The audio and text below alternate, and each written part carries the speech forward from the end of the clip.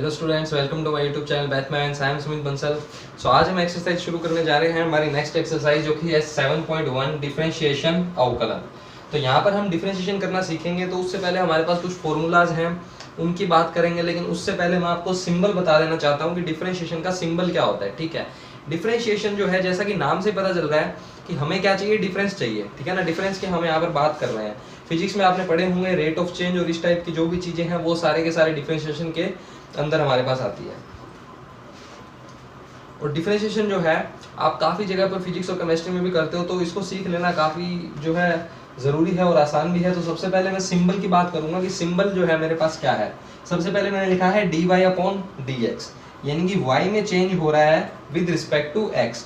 तो यहाँ पर मैंने लिखा है डिफरेंशिएशन ऑफ y का डिफरेंशिएशन हम कर रहे हैं with respect to x। y का डिफरेंशिएशन हो रहा है x के रिस्पेक्ट में, y चेंज हो रहा है x के रिस्पेक्ट में। जैसे एक्सेलरेशन होता है हमारे पास, ठीक है, a क्या होता है dv/dt, v में चेंज होता है विद रिस्पेक्ट टू t। तो यहाँ पर y में चेंज हो रहा है with respect to x। Alright, so मैंने यहाँ लिख दिया इसी को एक्सपेंड करके कि differentiation of y with respect to x। तो शॉर्ट फॉर्म में हमेशा हम ये वर्डिंग यूज करेंगे। ठीक है, हिंदी में मैंने भी लिख दिया है कि y का x के सापेक्ष अवकलन हम कर रहे हैं। ठीक है, सो इसको भी ध्यान रख सकते हो, कोई इतना इशू नहीं है कि differentiation of y with respect to x। अब और इसके सिंबल क्या हो सकते हैं। जनरली हम x के लिए ही कर रहे होंगे डिफरेंशिएशन। अगर किसी और के रिस्पेक्ट में करना होगा तो वो हमें उसमें मेंशन होगा। ठीक है, और जैसे जैसे आगे प्रोसीड करेंगे तो आपको ये चीज़ समझ में आएगी कि कैसे देखेंगे। ठीक है, वो फंक्शन पे डिपेंड करेगा कि फंक्शन किस वेरिएबल में होता है। अब यहाँ पर देखो y का हम डिफरेंशिएशन कर रहे हैं, तो मैंने y के ऊपर डैश लगा दिया। एक बार डैश लगा दिया, इसका मतलब क्या है कि हम क्या कर रहे हैं, डिफरेंशिएशन कर रहे हैं। ठीक है, फिर मैंने d लगा दिया कैपिटल Y के आगे, इसका मतलब भी डिफरेंशिएशन हो गया। यहाँ पर सभी का x के रिस्पेक्ट में ही हो रहा है। ठीक है, क्योंकि यहाँ तो पर्टिकुलरली मेंशन है, यहाँ मेंशन नहीं है, तो इसको आप अंडरस्टूड है मान के चलो कि x के रिस्पेक्ट में हो रहा है। फिर मैंने y के नीचे यहाँ 1 लिख दिया, इसका मतलब कि y का एक बार हमने डिफरेंशिएशन कर दिया। y1 dy y डैश, तीनों एक ही चीज है, dy/dx को ही रिप्रेजेंट करते हैं ये। ऑलराइट, नेक्स्ट क्या है, f डैश। अच्छा, ये तो है y के लिए। अगर कोई फंक्शन है हमारे पास, वैसे तो y को ही fx के इक्वल हम जनरली लिखते हैं, बट मैंने अलग से फिर भी मेंशन कर दिया कि अगर fx हो तो उस पर डैश लगा दिया, यानी उस फंक्शन का डिफरेंशिएशन कर दिया।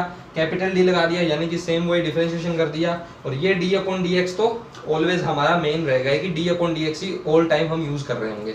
अब डिफरेंशिएशन जो है वैसे भी आप कर चुके हो 6.2 के अंदर, मिसलेनियस के अंदर काफी क्वेश्चन हमने किए हैं। वहां पर हम क्या कर रहे थे, LHD RHD को इक्वल निकालने की कोशिश कर रहे थे, देख रहे थे कि फंक्शन की डिफरेंशिएबिलिटी एग्जिस्ट करती है या नहीं। तो यहाँ पर जितने भी क्वेश्चन हैं उन सब में हमें ये चेक नहीं करना है कि वो डिफरेंशिएबल है या नहीं है, वो हमें ऑलरेडी गिवन है कि वो जो फंक्शन है वो डिफरेंशिएबल है। हमें जस्ट उसका क्या करना है, डिफरेंशिएशन करना है। ठीक है, तो हर क्वेश्चन के लिए कुछ ट्रिग्नोमेट्रिक फंक्शंस हैं, कुछ पॉलिनोमियल्स हैं। ठीक है, तो उस टाइप के कुछ लॉग में फंक्शन होंगे, कुछ एक्सपोनेंशियल में होंगे। तो उस टाइप के जो फंक्शन है उन सभी के लिए यहाँ पर फॉर्मूलाज जो है हम इनको प्रूव भी कर सकते हैं। वही फॉर्मूला है जो हमारे पास हम LHD RHD का यूज करते हैं, बट यहाँ पर कुछ डायरेक्ट फॉर्मूला हमें माइंड में रखने हैं। हर फॉर्मूले को हम प्रूव नहीं करेंगे, क्वेश्चन जब आएगा एग्जाम में तो ये इंस्टेंट हमारा होना चाहिए। तो जैसे कि साइन, कोस, टैन, कोट, सेक, कोसेक, ये सब ट्रिग्नोमेट्रिक फंक्शन है। तो इनको मैंने एक रो में लिख दिया है, एक कॉलम में लिख दिया है, सॉरी।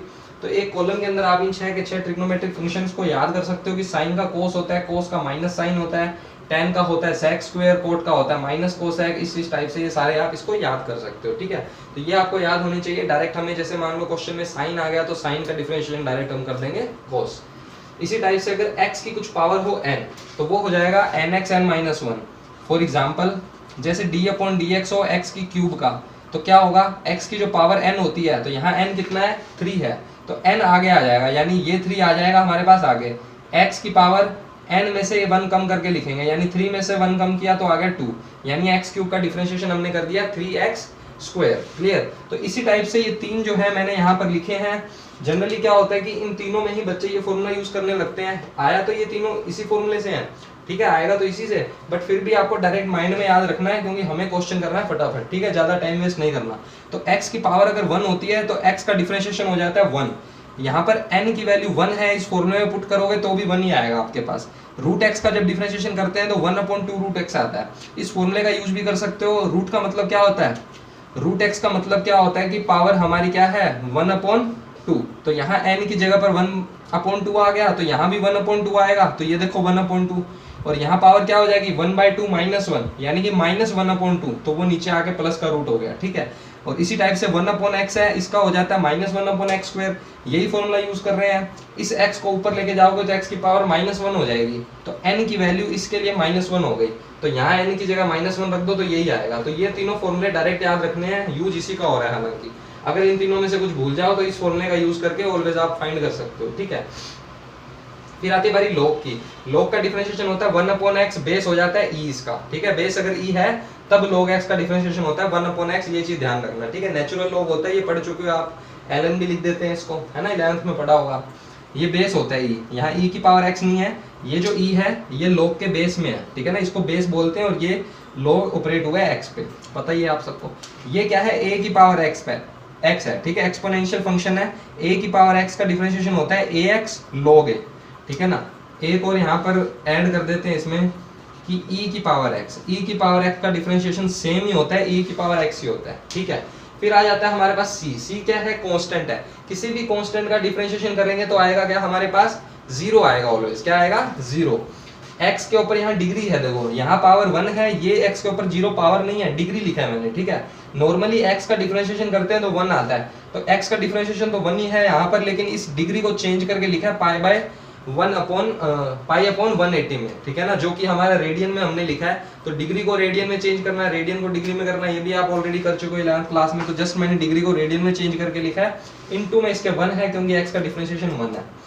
u इंटू वी हो, यानी कि दो फंक्शन अगर आपके पास आ जाए, जैसे कि आपको डिफरेंशिएशन करना है, अगर डिफरेंशिएशन करना है sin x into cos x का, किसका डिफरेंशिएशन करना है, sin x into cos x का, तो आप क्या करोगे, यहाँ से फॉर्मूला देखोगे कि sin का डिफरेंशिएशन cos होता है, cos का डिफरेंशिएशन माइनस sin होता है। तो ऐसा नहीं है कि sin का डिफरेंस आप cos लिख दोगे, cos का डिफरेंशिएशन माइनस sin लिख दोगे।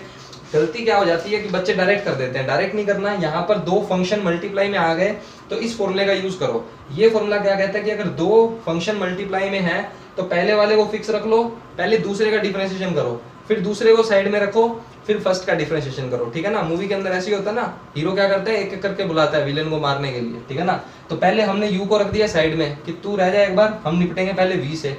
फिर हमने क्या करा, वी को साइड में कर दिया, यहाँ इसको निपटा दिया और फिर इसको साइड में कर दिया, फिर किससे निपटेंगे हम, यू से। सेम काम हमें यहाँ पर करना है। ये तो मल्टीप्लाई के लिए, ये है अपॉन के लिए। कि डिवाइडेशन में अगर u अपॉन v हो तो v का कर दो स्क्वायर, फिर v को रख दो साइड में, u के साथ डील करो, फिर माइनस का साइन आएगा, यहाँ प्लस है यहाँ माइनस है, ध्यान रखना, गलती नहीं करनी। फिर u को फिक्स रखना है और v का डिफरेंशिएशन करना है, ठीक है ना। तो ये चीज़ हमारे पास, सिंबल मैं ऑलरेडी बता ही चुका हूँ, मल्टीप्लाई भी हो गया। तो ऑलमोस्ट ये जो है आपका कंप्लीट है। एक चीज़ और मेरे दिमाग में आई थी, वो मैं चलो यहीं ऐड कर देता हूँ अलग से नोट।